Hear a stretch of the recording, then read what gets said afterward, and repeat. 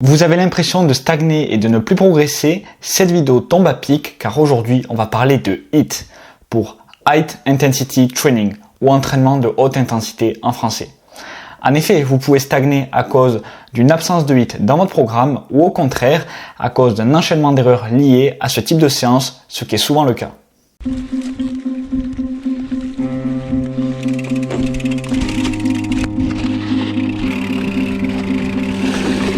Cette vidéo va se dérouler en deux grandes parties. Tout d'abord, je vais vous expliquer quel est le but des séances HIIT sur le plan physiologique et vous allez ainsi comprendre comment réaliser vos séances pour obtenir les gains souhaités. Et deuxièmement, on va voir comment imbriquer ces séances dans vos cycles d'entraînement pour les rendre efficaces. J'observe souvent ces deux erreurs chez les cyclistes avec en premier lieu un mauvais choix des séances et une mauvaise implémentation des séances dans leur plan. On va donc résoudre ces deux erreurs, c'est parti. Qu'est-ce que le HIIT? Le HIIT regroupe tous les entraînements de haute intensité. Mais qu'est-ce qu'on peut qualifier de haute intensité au final? C'est très simple, il s'agit de toutes les intensités comprises au-dessus de votre deuxième seuil métabolique SL2. En général, on utilise la FTP pour estimer la puissance atteinte à ce deuxième seuil, mais je vous l'avoue, la FTP a tendance à surestimer ce deuxième seuil. Et votre deuxième seuil va distinguer deux grands domaines d'intensité.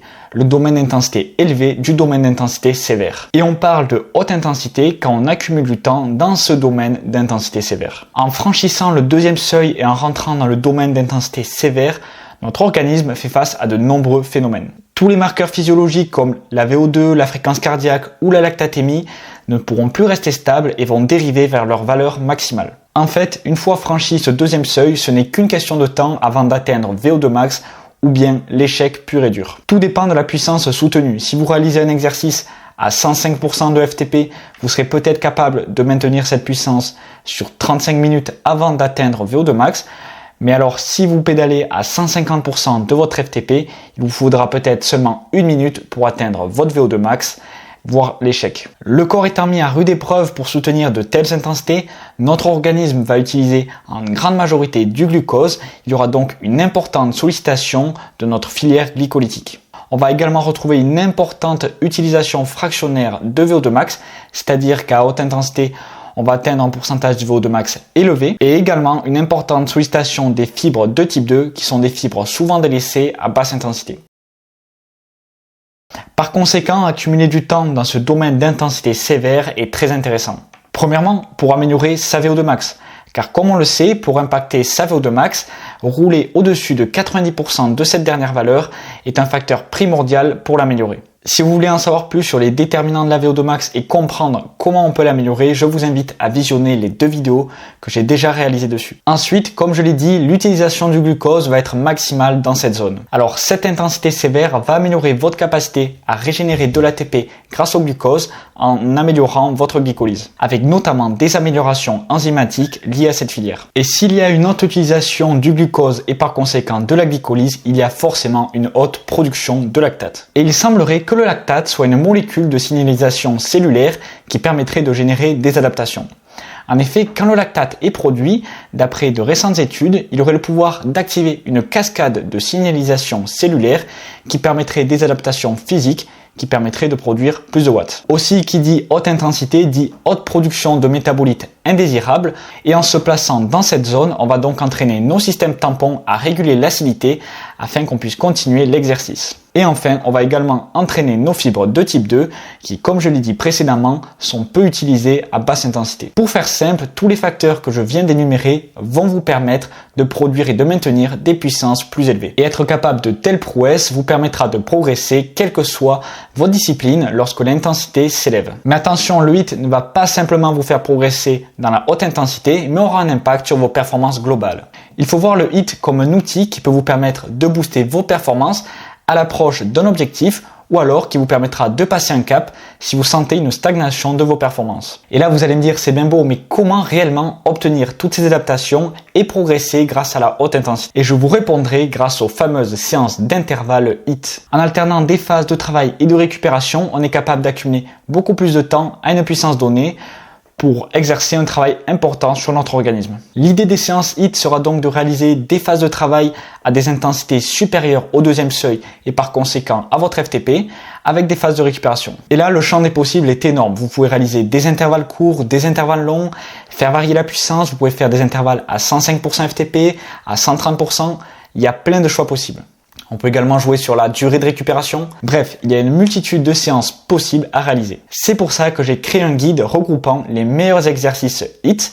Je vous explique comment les réaliser, je vous explique quels sont leurs intérêts. Si vous voulez accéder à ce guide, c'est très simple, le lien est dans la description. Maintenant que vous savez pourquoi et quel type de séance réaliser, vous vous demandez sûrement comment implémenter ces séances dans votre plan d'entraînement. Car oui, vous aurez beau trouver la meilleure séance de haute intensité possible, si vous la réalisez une fois tous les 4 jeudis, ça ne sert à rien. Au contraire, il faut réaliser un cycle dédié au travail de la haute intensité et pour cela, il y a quelques règles à respecter pour rendre ce travail efficace.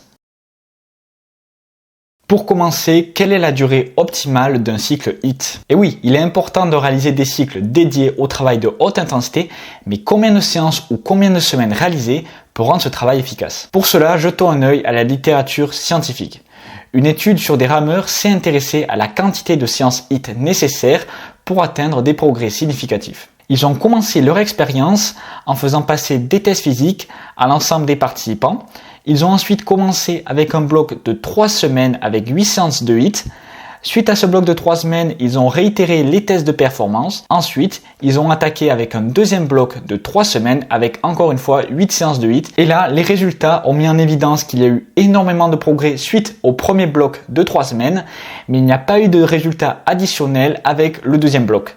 Cette étude a donc mis en évidence qu'un total de 8 séances semblerait efficace pour progresser grâce au HIIT, mais aller au-delà n'apporterait aucun bénéfice. Cela met en évidence que les séances HIIT permettent d'atteindre des progrès rapidement, mais entraînent également rapidement un plateau de stagnation. Il faut également rappeler que les séances de haute intensité sont éprouvantes sur le plan mental et 8 séances me semble être le maximum, au risque d'être dégoûté de ces séances et de les rater. Je pense donc qu'il faut dédier des périodes courtes et qualitatives sur ce travail de haute intensité, au lieu d'étaler des séances HIIT de basse qualité sur toute une saison. D'après la littérature scientifique et mon expérience personnelle, je recommanderais donc de réaliser 4 semaines de blocs dédiés au HIIT à raison de 2 séances par semaine. Avec ce système, vous tirerez un maximum de bénéfices de la haute intensité. 2 séances de haute intensité par semaine est la fréquence optimale. Au-dessus, avec 3-4 séances, c'est beaucoup trop, vous entraînerez rapidement un risque de surentraînement et ne progresserez pas. Et en dessous de 2, ça me semble trop limité pour espérer de réels progrès. Le HIIT est un outil qui permettra de booster vos performances à un moment de la saison. L'utiliser avec sagesse est donc d'intérêt. Pour moi, cela dépend de votre objectif et de la spécificité de ce dernier. Par exemple, si vous préparez une cyclosportive où l'allure clé pour réussir est en dessous du deuxième seuil, je vous conseille de dédier un bloc HIIT en amont de votre préparation spécifique. Par exemple, si la course que vous avez dans le viseur est en octobre, vous pouvez réaliser un bloc dédié au HIIT en août, puis ensuite enchaîner avec 2 mois de travail spécifique à votre discipline. Ou au contraire, si votre objectif est de performer sur des courses où la haute intensité est déterminante, comme sur des courses de VTT cross-country ou alors sur des courses de route plus classiques, je vous conseille de réaliser votre bloc HIIT à l'approche de vos objectifs. Cette règle est simple et fonctionne bien, mais bien sûr, selon votre cas, un autre type de planification peut être envisagé. N'hésitez pas à me poser vos questions en commentaire, notamment si vous souhaitez être éclairé sur un cas précis.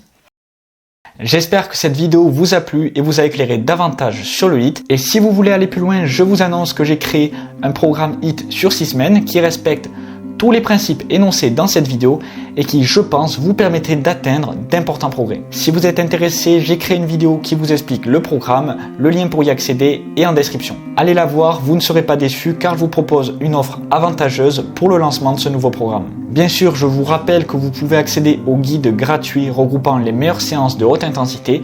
Si la vidéo vous a plu, n'hésitez pas à vous abonner et à la rétribuer d'un pouce bleu. C'était Antoine Albouy pour la science du cyclisme.